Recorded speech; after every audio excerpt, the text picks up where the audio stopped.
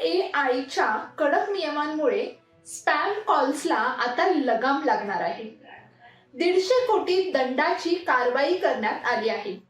याचा सामान्य युजर्सला देखील फायदा मिळणार आहे.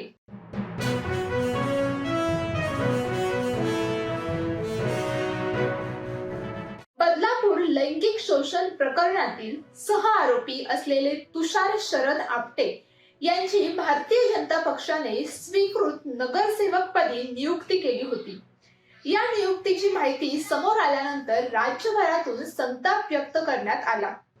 आता तुषार आपटे यांनी नगरसेवक पदाचा राजीनामा दिल्याची माहिती देखील समोर आली आहे.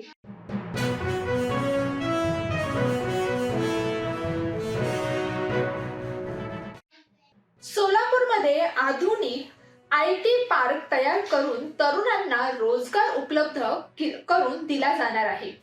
मुख्यमंत्री देवेंद्र फडणवीसांची मोठी घोषणा.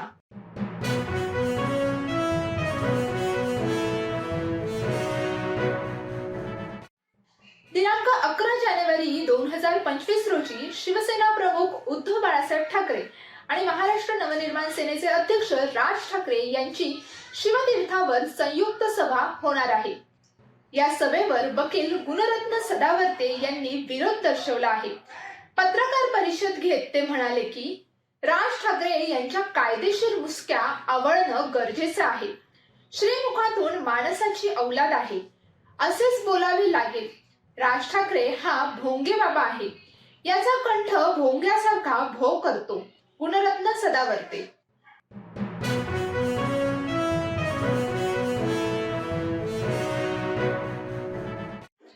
क्रांतिज्योती विद्यालय मराठी माध्यम चित्रपटाने पहिल्याच आठवड्यात 6.14 कोटीची दमदार कमाई केली आहे.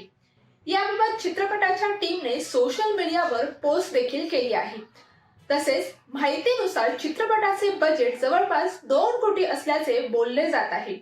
एकंदरीत चित्रपटाने बजेटपेक्षा जास्त कमाई केल्याचे देखील दिसून येत आहे.